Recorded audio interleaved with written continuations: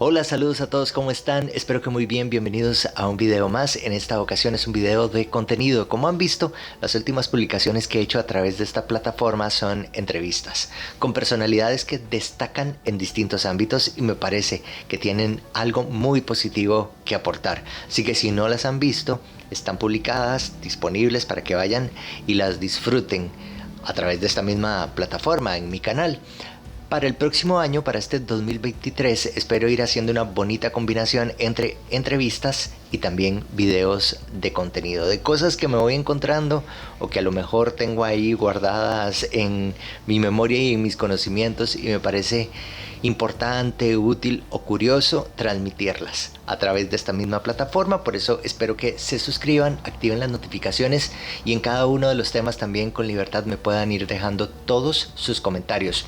Con respecto a lo de las entrevistas, si quieren que hable con alguien, si quieren conocer más sobre alguien, también me lo pueden dejar en los comentarios y yo me encargo de buscar a esa persona, conseguir la entrevista, hacer esa linda conversación y llevársela a todos ustedes. Bueno, vamos al video de hoy. Resulta que en Netflix hay dos producciones que tienen que ver con un mismo personaje, el llamado Ángel de la Muerte. Un enfermero en Estados Unidos que se dice es el asesino en serie más prolífico de la historia de los Estados Unidos. Esto quiere decir que la persona que más crímenes cometió. Se supone que al menos 400, aunque no por todos ellos fue castigado. Hay dos producciones, una es un documental y la otra es una película, en los que no se ahonda mucho sobre su personalidad o las primeras etapas de su crecimiento, no hay mucha información sobre su niñez, su adolescencia. Imagino yo que como una forma de evitar que esto se convierta en una justificación a sus terribles acciones. Hay una película, como les dije, hay un documental. Si prefieren verlas primero, pues están disponibles en Netflix. Este video es un spoiler en general porque aquí les voy a contar más sobre la vida de Charlie Cullen, el enfermero, el ángel de la muerte, y voy a resumirles parte de su infancia, algunos datos que a los expertos, a los psiquiatras, psicólogos y criminólogos les parecen interesantes de la personalidad criminal de esta persona. Entonces, es lo que les digo, es un spoiler en general. Si prefieren ver la película y el documental, pueden ir y después vienen y ahí van sumando más datos de este terrible personaje. Vamos entonces a la información. Esta es la historia y el misterio de Charlie Cullen. Charlie Cullen nació el 22 de febrero de 1960 en West Orange, en Nueva Jersey. Se crió en una familia católica de clase trabajadora, era el menor de 8 hijos. Su padre se llamaba Edmund y era un conductor de autobús que murió el 17 de septiembre de 1960, cuando Charlie apenas tenía 7 meses. Después, Cullen describió su infancia como miserable y dijo haber sido acosado constantemente por sus compañeros de escuela y los novios de sus hermanas. Cuando tenía 9 años hizo el primero de muchos intentos de suicidio, bebiendo productos químicos de un juego de química. La madre de Cullen, Florence Cullen, nació en Inglaterra y emigró a los Estados Unidos después de la Segunda Guerra Mundial. Murió en un accidente de carros el 6 de diciembre de 1977, cuando ella apenas tenía 55 años. Cullen en ese momento estaba en su último año de secundaria. Recordó la muerte de su madre como devastadora y describió estar muy molesto porque en el hospital no le informaron de inmediato sobre la muerte de su mamá. Además, cremaron el cuerpo en lugar de devolverlo. Un año después de este trágico incidente, Cullen abandonó la secundaria y se alistó en la Armada de los Estados Unidos. Sirvió a bordo de un submarino, pasó con éxito el entrenamiento básico y los rigurosos exámenes psicológicos. Cullen ascendió al rango de suboficial de segunda clase como parte del equipo que operaba los misiles Poseidón. No encajó durante su tiempo en la Marina y sus compañeros de tripulación lo intimidaban constantemente también.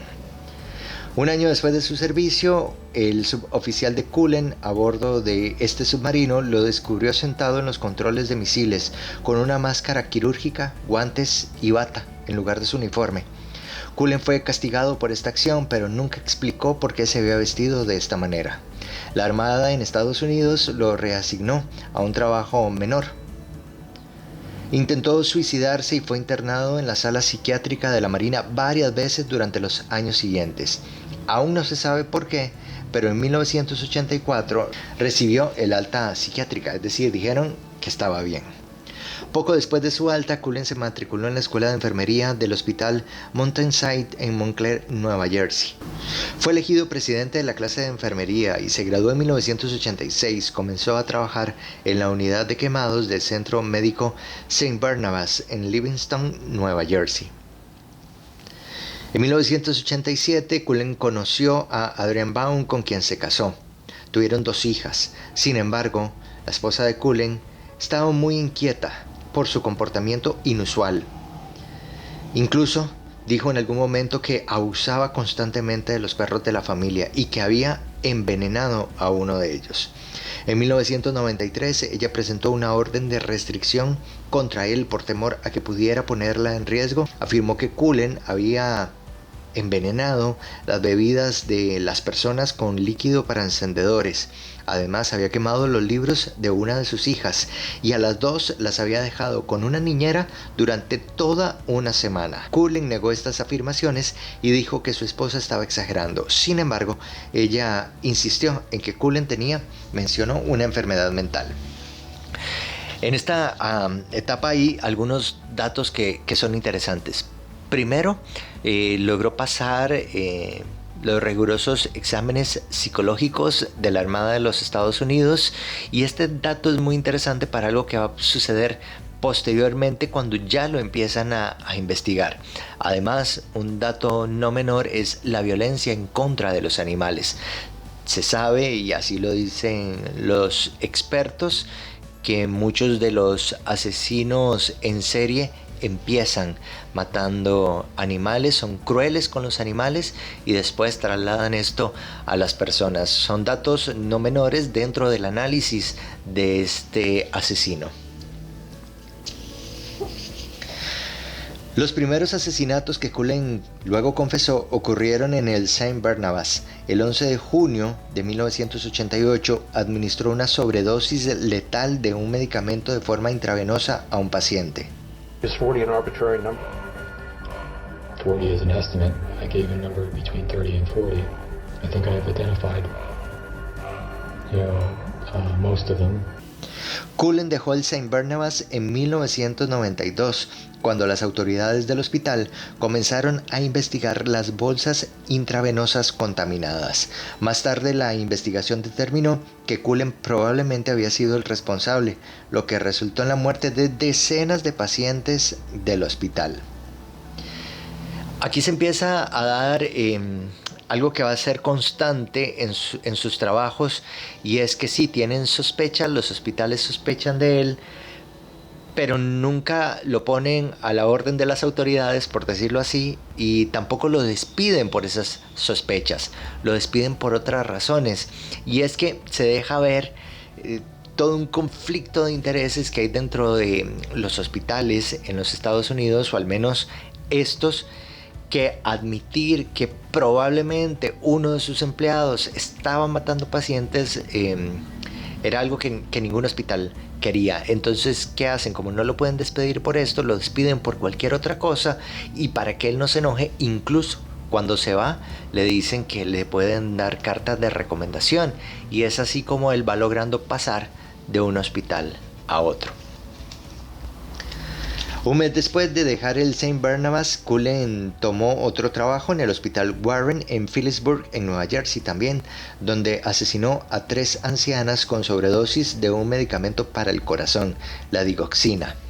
Es importante la digoxina en el desarrollo de esta historia, porque va a ser determinante al momento de que las autoridades se van contra él.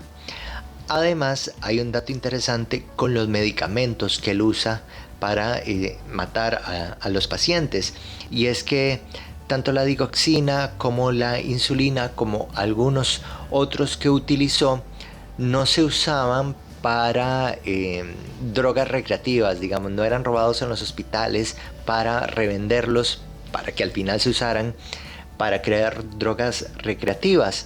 Estos medicamentos eran letales, sí, pero no se usaban con esos fines, entonces levantaban pocas sospechas los faltantes.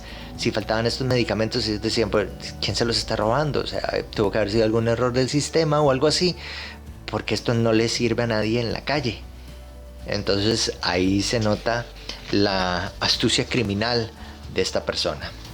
Su última víctima en este hospital, una de sus últimas víctimas en este hospital, en el hospital Warren, dijo que un enfermero astuto le había inyectado mientras dormía. Sin embargo, miembros de la familia y los proveedores de la atención médica descartaron por completo sus comentarios y los tacharon como infundados.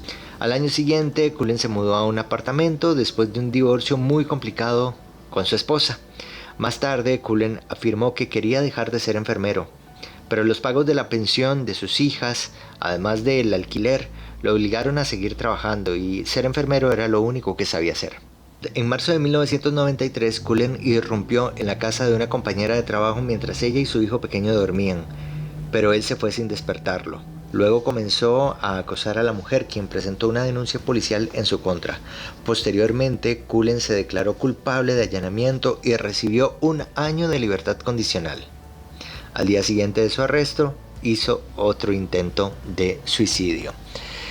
Esta información parece que no llegaba a los hospitales donde él buscaba trabajo porque no había forma, digamos. Él llegaba con buenas cartas de recomendación, casi que sin manchas, sin sospechas, aunque ya se hablaba entre sus compañeros, nadie se atrevía a llevarlo ante las autoridades. Cullen pasó 2 meses sin trabajar y fue tratado por depresión en 2 centros psiquiátricos. Sin embargo, intentó suicidarse 2 veces más a finales de ese mismo año, en 1993. En septiembre de 1993, un paciente de cáncer de 91 años del hospital Warren informó que alguien que no era su enfermero asignado, Cullen, había entrado en su habitación y le había inyectado con una aguja. Esta persona murió al día siguiente. Su hijo protestó porque su muerte no fue natural y en el hospital lo que hicieron fue someter a Cullen y a otras enfermeras a la prueba de la detección de mentiras. Cullen la pasó sin problemas y continuó trabajando en el hospital durante varios meses. Se nota aquí lo frío y calculador de esta persona. Como les dije al principio, pasó sin problema las pruebas psicológicas, que son muy rigurosas, de la Armada de los Estados Unidos, del Ejército de los Estados Unidos, y aquí es expuesto al detector de mentiras y también lo pasa sin problemas. Esto habla de lo frío y calculador que es. Hay que hacer una diferencia entre una persona que comete crímenes porque tiene un problema mental y que posiblemente tenga que ser recluido en un centro psiquiátrico por muchos años o por el resto de su vida, y un asesino en serie que va a la cárcel. Para explicarlo, digamos, sencillo, el asesino en serie sí sabe la diferencia entre el bien y el mal. Sabe que lo que está haciendo está mal, pero no siente culpa, o siente placer, o bueno, otras cosas. Pero él sí sabe que lo que está haciendo está mal, que matar está mal, que matar es un delito. Una persona que tiene un trastorno mental, su realidad está distorsionada y no sabe lo que está haciendo, por decirlo así, no entiende esa diferencia. Entonces, en este caso, esta persona es considerada un asesino en serie porque, bueno, sí, claramente algo estaba pasando con él, ¿verdad? Esto no es normal. Lo que sí es cierto es que él sí sabía que eso estaba mal. Por eso al final es condenado y está en cadena perpetua. You knew it was wrong Yes, I did. at the time. At the time and later. Cullen empezó a trabajar en otros centros médicos sin ningún problema, pasaba de uno a otro. Incluso en muchos de ellos era recomendado por sus propios compañeros y ex jefes. Y es importante aquí que los compañeros sí lo consideraban una buena persona, era amable, era colaborador, le ayudaba a los demás enfermeros aunque no tuviera que hacer eso, a las demás enfermeras, se involucraba con la vida de las personas, era una, digamos en apariencia, una buena persona que le gustaba ayudar a los demás. En uno de los hospitales que Cullen trabajó es el St. Luke's. Ahí un compañero empezó a sospechar de él, y es que encontró medicamentos en un contenedor de basura. Las drogas, como les dije hace un ratito, no eran valiosas fuera del hospital, dado que no se usaban para formar otras drogas recreativas. El robo era muy inusual.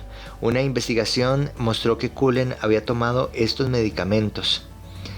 El St. Luke's le ofreció un trato para renunciar, que se fuera sin decir nada, e incluso le daban una carta de recomendación de forma neutral.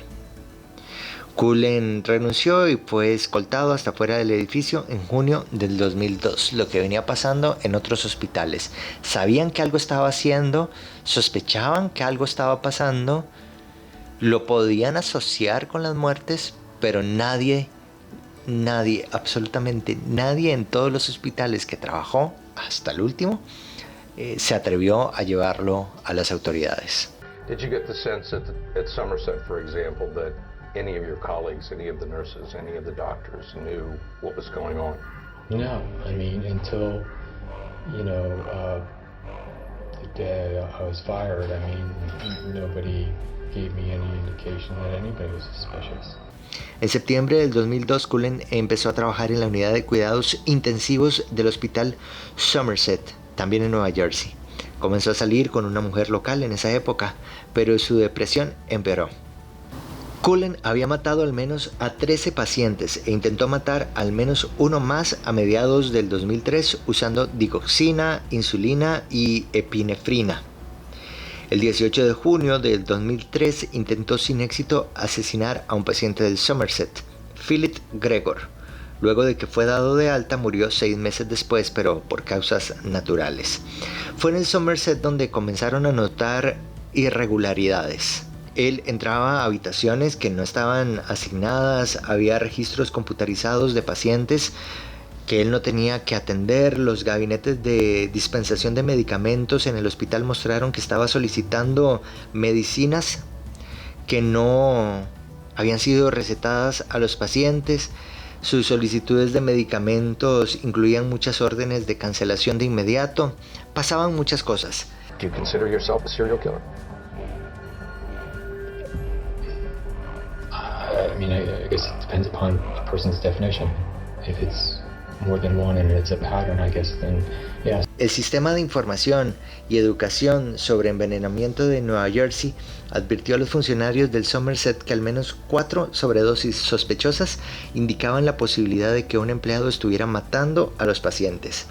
El hospital retrasó todo lo que pudo el contacto con las autoridades hasta octubre. Para entonces, Cullen había matado al menos a 5 pacientes más y ya había intentado asesinar a otro. Cuando un paciente del Somerset murió por bajo nivel de azúcar en la sangre en octubre del 2003, el hospital alertó a la Policía Estatal de Nueva Jersey. Ese paciente fue la víctima final de Cullen. Los funcionarios estatales criticaron al hospital por no informar sobre una sobredosis de insulina no fatal administrada por Cullen en agosto de ese mismo año. Una investigación sobre su historial laboral reveló sospechas pasadas sobre su participación en muertes de pacientes. El Somerset lo despidió el 31 de octubre del 2003, pero por mentir en su solicitud de empleo. Es ahí donde entra una enfermera que se llama Amy. Ella es la protagonista, me parece a mí, tanto de la película como del documental. Ella alertó a la policía después de alarmarse por los registros de acceso a medicamentos de Cullen. Incluso ella empieza, a escondidas de sus jefes en el hospital, a imprimir muchos de estos registros que al final sirven como evidencia para que la policía lo logre arrestar y, digamos, determine una causa probable. Cullen fue arrestado el 12 de diciembre del 2003 y acusado de un cargo de asesinato y un cargo de intento de asesinato. El 14 de diciembre admitió ante los detectives de homicidios que había asesinado a varias personas. No dijo en total cuáles, incluso aseguró que no se acordaba de todos. I tried to kill myself throughout my life because I never really liked being who I was, because I didn't think I was worthy of anything. Trató de decir ante las autoridades que se quería convertir en un asesino piadoso, evitarle sufrimiento y dolor a las personas que ya de por sí estaban sentenciadas a muerte. Sin embargo, esto no era del todo cierto, porque muchos de ellos estaban en proceso de recuperación o a pocos días e incluso horas de ser dados en alta. Fue esta misma enfermera Amy quien ayudó a las autoridades conversando con él y logra, después de esa conversación, que él admita sus crímenes.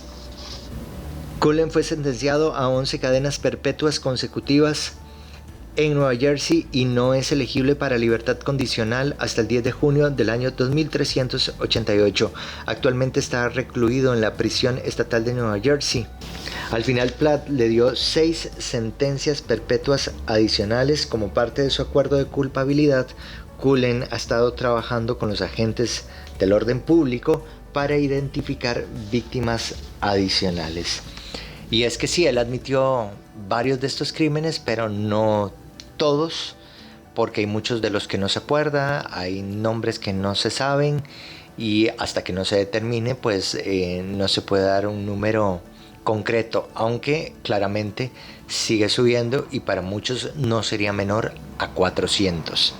Como les digo, tanto el documental como la película están en Netflix. También hay algunas lecturas interesantes que se pueden buscar a través de Google. Es un personaje, la verdad, terrible en la historia de la salud pública, creo yo, de todo el mundo. Pero bueno, ahí está disponible el material por si quieren conocer más sobre esta historia y esto que fue noticia hace no muchos años. Espero que se suscriban, que activen las notificaciones y también que me dejen sus comentarios. Nos vemos muy pronto.